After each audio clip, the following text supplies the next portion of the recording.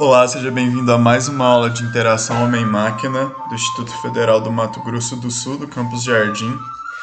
Eu sou o Thiago e hoje a gente vai falar de prototipação.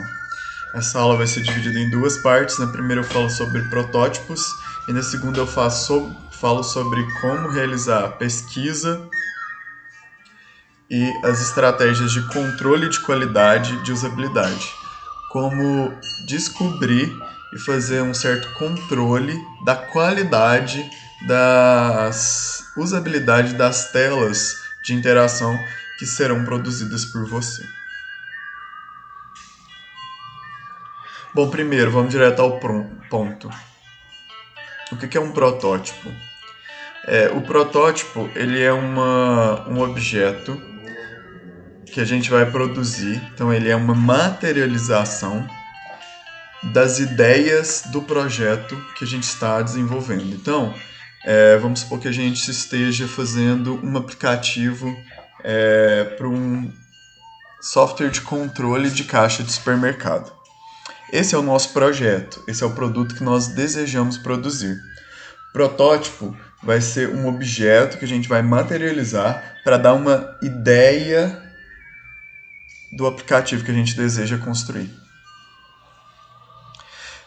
Bom, qual que é o objetivo, uma visão geral que a gente pode ter de um protótipo? É que nós vamos fazer desenhos, nós vamos fazer esboços de cada uma das telas da aplicação. A nossa pegada aqui é mais no foco do protótipo da tela, ou seja, voltado aí para o design de interface homem-máquina, mas os protótipos também existem do ponto de vista da programação, também é um termo comum lá, quando você faz versões iniciais do seu código. Então, uma das tarefas que é comum a gente fazer no processo de prototipagem, que é realizar os protótipos, é imaginar e pressupor o que vai ter em cada tela, o tamanho dos ícones, as caixinhas, como que vai se parecer cada uma das telas, o que vai estar escrito, as cores, os elementos. Quais que são as ferramentas que a gente pode usar? As maquetes, os esboços e rascunhos, sendo que os dois últimos são dois exemplos mais comuns. Aqui na área da informática a gente não usa muito a maquete, não. Mas pode fazer sentido, principalmente se a gente tiver um sistema com hardware envolvido, igual pensa num sistema de controle bovino, e aí você talvez queira simular onde que vai ficar os componentes do seu sistema, às vezes tem uma catraca inteligente, aí nesse caso você poderia usar uma maquete, mas é menos comum. Bom, vamos agora para os motivos pelos quais produzimos protótipos. Vou começar, são 5 motivos que eu vou enunciar para você nessa aula, e eu começo com acho que o principal deles. Quando nós estamos produzindo um software, igual esse software de controle de caixa do supermercado, esse programa, nós não temos exatamente muita ideia dos detalhes daquele aplicativo. Então a gente tem uma visão inicial e o protótipo ele vai nos ajudar a esclarecer as ideias sobre aquele software e a formar essas ideias.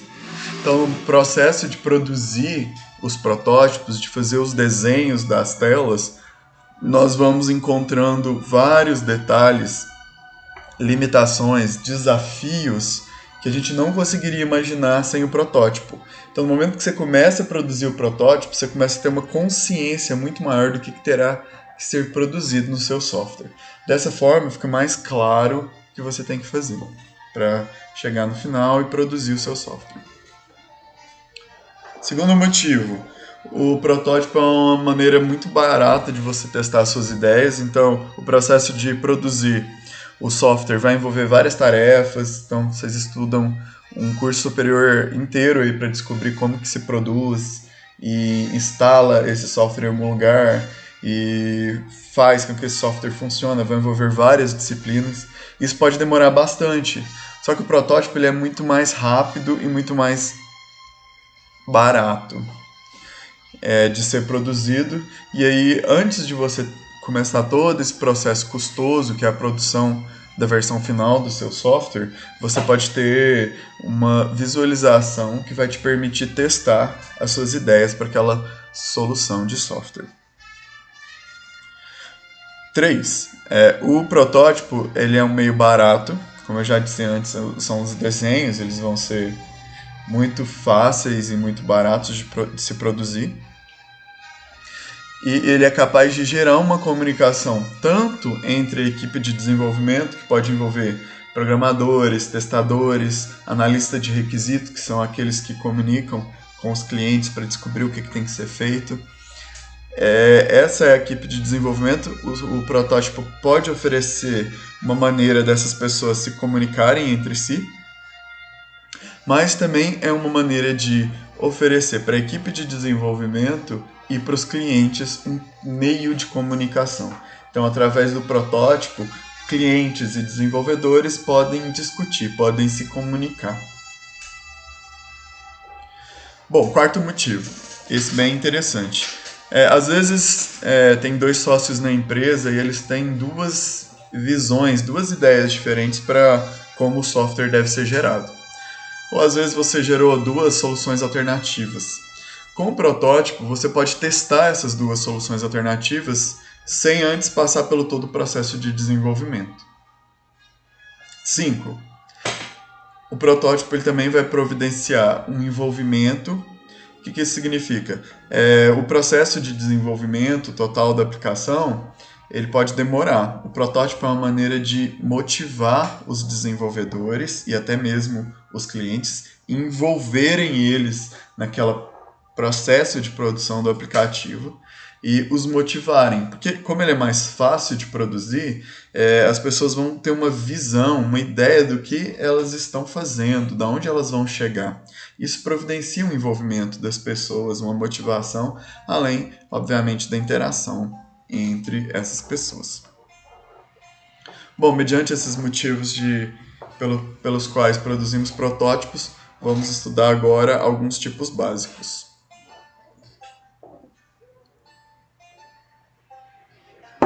Bom, eu vou falar de duas categorias de protótipo. O de baixa fidelidade é quando ele não tem características dinâmicas. Pô, não ajudou nada. O que será que é características dinâmicas? Vamos lá. Uma característica dinâmica num protótipo é a capacidade de você interagir com ele.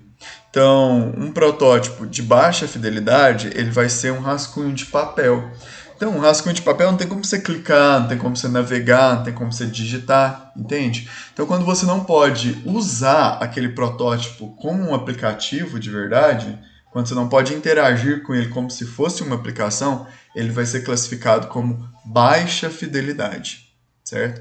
Então, aqui eu tenho um exemplo de um protótipo, né? Vocês podem ver que são uma sequência de vários desenhos de tela, só que todos eles foram feitos apenas em desenhos. Eles não têm um código em que a pessoa pode utilizar como se fosse um aplicativo. Nesse caso, os protótipos de baixa fidelidade geralmente são feitos em papel ou nos editores de imagem, tipo no Paint, no Photoshop, algo desse tipo você pode usar para desenhar suas telas, certo? Quando o usuário não pode usar o seu protótipo como se ele usa um programa, ele é classificado como baixa fidelidade. Agora, por sua vez, os protótipos de alta fidelidade. Quando um protótipo é de alta fidelidade, isso significa que o usuário pode utilizar a interface da mesma forma como ele usaria um programa. Então, isso já aconteceu algumas vezes comigo. Às vezes, como você é professor de informática, as pessoas te chamam para feiras, para testar software e para avaliar trabalhos de estudantes. E várias vezes eu já aconteceu 2 vezes, já sentei para usar um programa e aí eu tava lá clicando, navegando, achando, pô, isso aqui tá pronto, né? E não era um protótipo de alta fidelidade. Não tinha nada implementado, o cara só arrumou uma forma de fazer um protótipo que dá a sensação de que eu estivesse utilizando um programa. Então, quando o protótipo pode ser usado como um programa, quando o usuário pode clicar, interagir num computador com aquele protótipo, nós vamos chamá-lo de protótipo de alta fidelidade. Certo? Uma das formas de fazer isso é no PowerPoint e nesse slide aqui eu te mostro como é que funciona um protótipo de alta fidelidade. Bom, pode não aparecer, mas esse protótipo aí, ele foi realizado apenas utilizando o PowerPoint, como a gente vai ver no próximo slide, e eu quero que você foque nesse slide, o fato de que a pessoa clica e a tela, ela muda, dá a sensação de um programa em si, então ele é chamado de alta fidelidade. Bom, agora eu vou sair um pouquinho aqui da apresentação para te mostrar esse tutorial. E aí eu já vou dar um recado para você. É muito importante que você comece a estudar inglês. O Instituto Federal tem até um curso aí, se você procuraria esse curso em breve. Aqui na área da informática, o inglês é fundamental. A gente vê muito tutorial que está tudo em inglês. É difícil estudar aqui porque você não acha ferramentas em português. Então, o inglês é uma ferramenta fundamental para você. É claro que para qualquer área no mundo hoje o inglês é fundamental, mas na informática é pior. Na informática é mais exigente ainda, é mais dependente do conhecimento do inglês.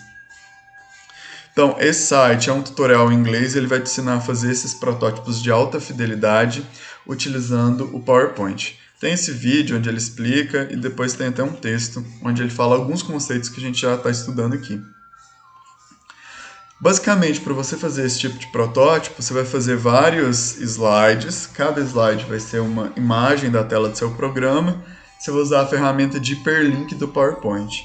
Essa ferramenta permite que, dependendo do lugar onde a pessoa clicar, o slide vai saltar para um próximo slide, que dá uma sensação de que a pessoa estivesse usando o programa, certo? Isso é muito legal para você apresentar uma ideia para um cliente, apresentar um trabalho numa feira. Então eu te aconselho a dedicar um tempo a aprender a fazer esses protótipos. É uma pena que a gente não consegue fazer nas nossas aulas presenciais, que seria uma aula muito boa a gente fazer um protótipo de um programa utilizando o PowerPoint, seria muito divertido. Mas com certeza você consegue aprender isso aí por si só.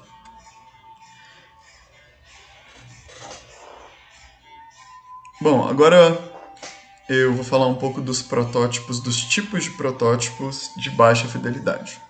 Sendo que esse do PowerPoint é um protótipo de alta fidelidade, resolvi dar o exemplo dele primeiro. Bom, o que é um esboço? O que é um protótipo do tipo esboço? Ou eles também costumam chamar em inglês de mock-up. Bom, quando você está produzindo um protótipo e você só está colocando o que você imagina que vai ter na tela, sem se preocupar muito se vai ter uma caixinha para o cara digitar, sem se preocupar com o detalhe da programação, quando ele é um esboço muito simples, onde você só coloca dados e imagina o que essa tela vai ter, a gente chama de esboço, certo?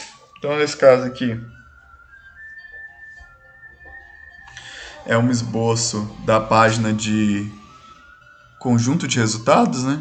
E aí a pessoa entraria na página de registro civil, depois divórcio, depois consultar os resultados. E você pode ver que não tem assim uns detalhes de computação. Você não consegue olhar para essa página e imaginar que no final ela vai ficar assim. Até porque os links, esses 3 links que a gente tem aqui, eles são mostrados diferentes nas páginas web ou mesmo nos aplicativos de desktop, de computador normal. Bom, uma evolução para o protótipo, que é um esboço, é o wireframe.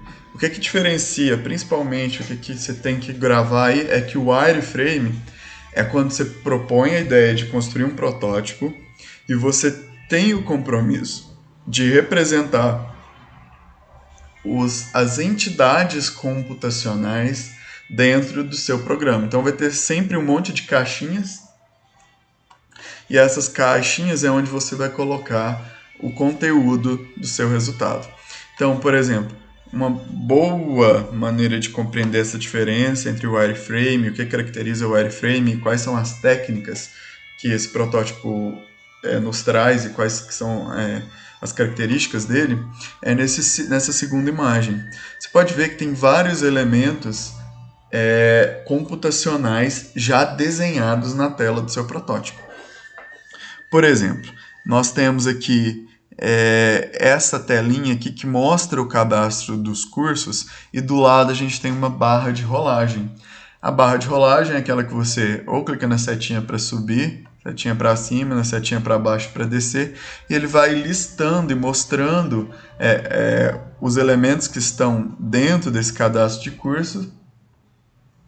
Geralmente é uma lista muito grande, então não cabe na tela, e à medida com que você vai usando a barra de rolagem, você vai mostrando outros registros que estão dentro dessa lista de elementos. Então, por exemplo, às vezes a gente clica e abaixa, e aí você vai ver registros que estão mais no final da lista. Só que você clica e puxa para cima, ele sobe e mostra os registros que estão mais em cima da lista. Esse é um elemento, barra de rolagem, é um elemento computacional. Então, o wireframe é aquele protótipo onde a gente já está preocupado com os elementos da computação. Então, barra de rolagem, menuzinho de clicagem, caixa de texto onde o usuário insere coisas. Tá vendo? Os xizinhos onde pode ser digitado valores, eles estão dentro de uma caixa de texto. E aí vários outros elementos. Temos aqui um checkbox, onde ele pode escolher uma sequência de opções de ofícios, né? Ele pode escolher uma ou mais, geralmente. Temos outro elemento computacional que sempre tem nas páginas, que é um calendáriozinho, certo? Então, o wireframes é esse. É um protótipo em que nós já vamos desenhar os elementos da interface computacional, os elementos, as entidades geralmente usadas no desenvolvimento de software. Coisas como botões de clicagem, barra de rolagem, checkbox, setinhas, menus flutuantes, aquelas imagens que ficam piscando. Storyboard. O que é uma storyboard? Quando você pega os wireframes, você faz vários wireframes para as telas da sua aplicação. Se você criar uma história, uma sequência de telinhas que vai aparecer, isso se chama storyboard. Então, nesse caso aqui, você está mostrando o que aconteceria quando o usuário estivesse seguindo o fluxo normal da aplicação. Primeiro aparece essa página, que provavelmente é a página inicial. Depois, se ele clicar aqui, ele faria inscrição em concurso público. Uma das possibilidades poderia abrir a localização. Dentro da localização, você poderia escolher um lugar para você fazer a sua inscrição. E aí, depois, no final, mostra, ok, sua inscrição foi realizada com sucesso. Essa história é o processo de inscrição de uma pessoa, certo? Quando você coloca uma ordem, uma sequência organizada, uma coisa acontece primeiro, depois acontece outra, você está criando um storyboard. Você pode criar vários storyboards, reutilizando as suas telas, certo? E também você pode colocar numeração. Por exemplo, imagina que aqui nesse lugar, em algum lugar deve ter o lugar de inscrição em curso público. É provavelmente esse aqui, exatamente. E aí você colocaria aqui o número 2. E esse aqui seria o protótipo número 1. O storyboard número 1. O wireframe do storyboard número 1. E aí, se você coloca numeração, isso significa o seguinte. Se o cara clicar aqui, ele vai para o 2. E aqui no 2, você pode também colocar números. E aí, se você numerar, isso aqui também é uma estratégia interessante. Dependendo da onde o cara vai clicar dentro do seu protótipo, ele vai saltar para um wireframe diferente. Aí você pode numerar vários wireframes, você pode contar histórias com a sequência com que os wireframes vão aparecendo, certo? Bom, recapitulando, a gente falou protótipos de baixa fidelidade e alta fidelidade. Os protótipos de baixa fidelidade são aqueles em que você não consegue interagir. O storyboard é uma ferramenta que coloca vários wireframes em sequência, certo? E no protótipo de alta fidelidade, como a gente pode interagir, ele sempre vai ter um storyboard, né? Porque você sempre vai clicar em algum lugar e você vai para um outro lugar. Beleza? Agora a gente vai mudar de categoria. A gente vai estudar outras características de protótipos. E essa característica é o protótipo descartável. O que é um protótipo descartável? Quando você está produzindo o protótipo, tem duas possibilidades. Ele pode continuar e evoluir e virar o seu software, ou ele pode ser apenas guardado. Então a gente fala jogado fora, não é no sentido literal não. A gente não vai pegar os protótipos, os nossos storyboards e vai queimar na fogueira, não. A gente só vai guardá-los e eles não vão continuar no processo de desenvolvimento depois que o processo do protótipo terminou, entendeu? Então esses protótipos descartáveis são aqueles que a gente faz todo o processo de prototipagem e depois descarta do processo de desenvolvimento. Não descarta do mundo e joga fora, eles ficam guardados, certo? Esse protótipo, eles são mais rápidos de se produzir, mais baratos, porque eles são só desenhos, certo? E geralmente o que vai ser isso? Vai ser storyboard, vai ser wireframe, ou mesmo um esboço da sua aplicação, um desenho comum, certo? São os que a gente são mais classificados como protótipo descartável. Só que agora eu vou te apresentar um novo tipo de protótipo que até agora a gente nem citou, a gente nem falou nada desse tipo. Existem vários programas que nos auxiliam a produzir um tipo diferente de protótipo.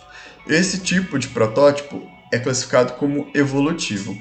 E o que o marca é o seguinte: você vai fazer os desenhos da tela, você vai fazer todo aquele processo de desenvolver um protótipo, e aí no final você vai converter o seu protótipo para uma versão inicial do seu código de programação, do código do programa, certo? Então isso é que define o protótipo evolutivo. Então a gente tem algum exemplo, a gente vai ver um exemplo de uma ferramenta no próximo slide, em que a gente faz desenhos das telas, pensa nos elementos, insere, coloca cor, e esse desenho ele é convertido para um código inicial. O que é muito comum para fazer isso é você converter as telas, os desenhos que você fez numa ferramenta digital, né? Aí o desenho, eu estou falando não desenho físico, mas feito dentro de um programa de computador. E aí você aperta um botãozinho e ele gera um código HTML que é uma versão inicial do seu aplicativo. Esse protótipo evolutivo, esse tipo de protótipo, ele tem a vantagem de permitir um reaproveitamento do trabalho. Então, o trabalho que você teve em produzir o protótipo para esclarecer suas ideias, ele vai ser convertido posteriormente para uma versão inicial do seu software, certo? E dessa maneira, o processo de desenvolvimento de programação vai demandar menos tempo, porque você já tem uma versão inicial que foi gerada pela conversão do seu protótipo em código de programa, em código de programação. Obviamente, tem dois pesos e duas medidas, duas perspectivas diferentes. O protótipo evolutivo ele vai demorar mais, ele vai demandar mais tempo para ser desenvolvido, e o protótipo descartável vai ser mais fácil de fazer e vai ser mais barato, certo? A vantagem do protótipo evolutivo é exatamente o reaproveitamento do trabalho. Bom, agora algumas estratégias gerais sobre protótipo, seja ele baixa fidelidade, alta fidelidade, protótipo descartável, protótipo evolutivo, essas dicas e essas ideias vão valer para todos. Quando a gente e essas estratégias aí, elas têm o objetivo de te dar uma consciência do que se faz quando está prototipando, que você geralmente aceita. Quando a gente está fazendo protótipo, a gente aceita tudo bem, que está tudo bem, fazer uma implementação mais básica das soluções. Então, você está lá produzindo um software de caixa, você às vezes vai aceitar uma solução mais simples, menos eficiente, mais básica da sua solução. Ou mesmo de um módulo, de um pedaço daquela solução. Nós aceitamos código, aí eu estou falando protótipo de código, quando você está... Aqui não tem tanto a ver com a nossa disciplina, né? Porque a gente está falando só de tela, mas no fim das contas, no desenvolvimento em si, na prática, no mundo real, seja você trabalhando dentro de uma equipe de desenvolvimento ou sendo um programador independente, sendo um microempreendedor, você vai lidar com o código dentro do protótipo, certo? E nesse momento, quando você está lidando com código, já tem um protótipo com código, você aceita que seja menos confiável aquele código, que ele tenha menos qualidade, e aí, consequência também, o próximo bolinha aí, que é os algoritmos simplificados. Você aceita implementações mais simples das suas soluções. Também é possível aceitar que você está fazendo um protótipo, uma simulação de protótipo, numa plataforma que você não sabe se vai ser a plataforma final do seu software. Pensa aí para compreender isso. Você está realizando o protótipo e você não tem certeza se o seu aplicativo vai rodar para mobile, para celular, ou se ele vai rodar para web. Então, você vai fazer o teste para uma das duas. Você vai aceitar que seu teste é diferente da plataforma final do seu aplicativo, certo? Nós podemos usar mídias de baixa fidelidade. De baixa fidelidade porque elas não são correspondentes a um computador. Então, o cartão, papel, madeira, isopor, ele não vai corresponder exatamente à navegação dentro de um computador ou à navegação em si dentro do seu software. Mas ele pode te ajudar, e aqui a gente aceita esse tipo de mídia. É muito comum que a gente insira dados falsos, assim, dados iniciais, assim, que a gente não tem certeza se vai ser o conteúdo final dos valores e das informações que eu vou ter que lidar naquela aplicação. Então, para não ter que lidar com todo o processo de entrar em contato com o usuário, ele vai ter que digitar tudo, digitar, por exemplo, as marcas de sabão, preço, no caso do aplicativo de supermercado, a gente aceita colocar uns valores padrão lá, tipo, marca X, Omo, 4,40 o preço. Isso é muito comum quando a gente está fazendo protótipo, principalmente os protótipos de evolutivos de alta fidelidade, que já são versões iniciais do seu software, certo? E aí a gente coloca os dados falsos, é comum e aceitável. Uma coisa que a gente também usa é fazer vídeo simulando o uso do sistema. E a gente pode combinar o PowerPoint e aí gravar a tela para gerar esse vídeo, é uma das estratégias possíveis. Ou, se você já tem um protótipo mais evoluído, que é uma versão inicial e tem código no seu protótipo, aí é só você gravar a tela, abrir o programa e colocar ele para rodar. O que nem sempre é possível, né? Porque aqui a gente viu várias possibilidades de protótipos, inclusive os de papel. Eu vou te dar um exemplo de um programa de prototipação muito poderoso, que é o Adobe XD. Aqui, novamente, não tem condição da gente fazer atividades práticas com esse programa, mas eu estou te oferecendo esse guia, essa série de vídeos no YouTube do Origamid, em que ele explica como que funciona o Adobe XD e como é que você utiliza essa ferramenta. Bom, isso é o meu conselho para você aprender a utilizar, principalmente se for trabalhar nessa parte de desenvolvimento, for um design de tela e for lidar com esse tipo de função, você pode sempre voltar para essa aula e procurar esse tutorial. Mas eu aconselho aí para todo mundo que está no curso, principalmente quem for mexer com desenvolvimento, é uma ferramenta muito interessante. Bom, o que o Adobe XD ele é capaz de fazer? Além de desenhar as telas dentro dessa ferramenta aqui, que é um pouco o Paint, no Adobe XD é possível você fazer uma série de telas, como se fosse um storyboard. Lembra daquele conceito do storyboard que a gente estava vendo? E essas telas aqui, elas contêm vários elementos da computação. Então, tem uns menus onde você pode inserir caixa de texto, menu de rolagem, imagem, todas essas entidades da computação. Então, lembra um pouquinho aquela ideia do wireframe, certo?